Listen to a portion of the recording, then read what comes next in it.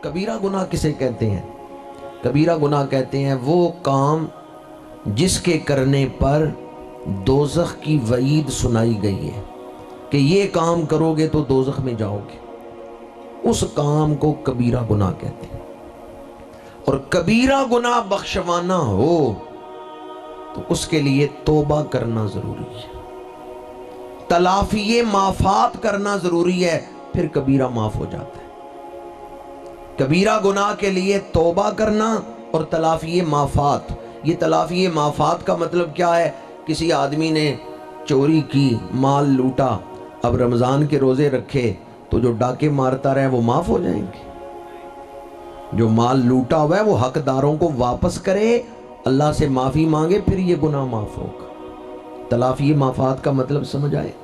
ایک آدمی رشوت لیتا رہے، پورا سال رشوت لے اور کہ جی رمضان کے روزے رکھوں گا پچھلے گناہ معاف ہو جائیں گے۔ جن سے ناجائز مال لیا تھا ان کو واپس کرے، سچی توبہ کرے، پھر گناہ معاف ہوگا۔ تو کبیرہ گناہ توبہ کرنے اور تلافی معافات کرنے سے معاف ہوتے ہیں۔ مرقات شریف میں حضرت ملا علی قاری رحمۃ اللہ تعالی علیہ نے لکھا ہے کہ رمضان شریف کی یہ فضیلت ہے، یہ جو عشرہ مغفرت آتا ہے دوسرا عشرہ، اس میں اگر کوئی سچی توبہ کرے، اللہ سے مغفرت مانگے تو رمضان شریف کبیرہ گناہوں کی شدت میں کمی پیدا کر دیتا ہے، اور اگر کوئی سچے دل سے توبہ کرے اللہ اس کے صغیرہ بھی معاف کر دیتا ہے، کبیرہ بھی معاف فرما دیتا ہے۔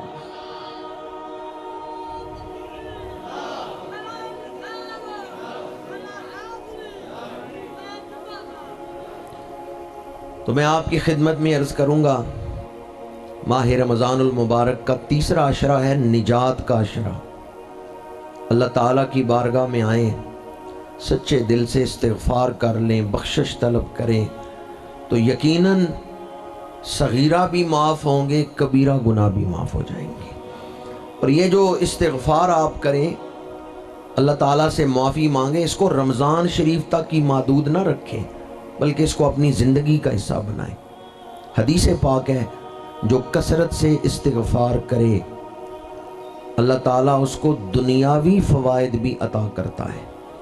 اگر وہ کسی مصیبت میں ہو اللہ اسے مصیبت سے نکال لیتا ہے۔ مسند امام احمد میں حدیث پاک ہے، ابو داؤد شریف میں حدیث پاک ہے، من لازم الاستغفار جعل اللہ له من كل ضیق مخرجا ومن كل ہم فرجا وَيَرْزُقُهُ مِنْ حَيْثُ لَا يَحْتَسِبُ۔ بندہ مصیبت میں ہو اللہ سے معافی مانگے، اللہ مصیبت سے اسے نکال لیتا ہے۔ بندہ غم میں ہو اللہ سے معافی مانگے، اللہ اسے خوشی عطا کر دیتا ہے۔ بندہ غریب ہو، تنگ دست ہو، اللہ سے معافی مانگے، استغفار کرے، یرزقہ من حیث لا یحتسب، اللہ وہاں سے اسے رزق عطا کرتا ہے جہاں اس کا گمان بھی نہیں ہوتا۔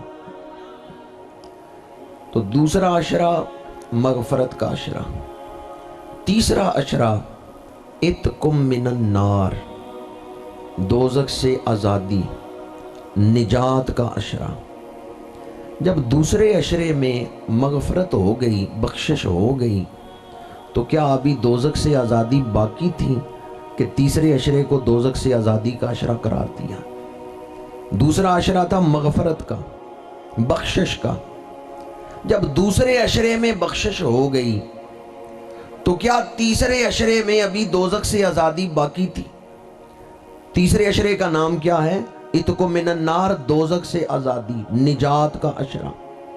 تو شارحین حدیث لکھتے ہیں حدیث کی اصطلاحوں سے واقفیت ضروری ہے۔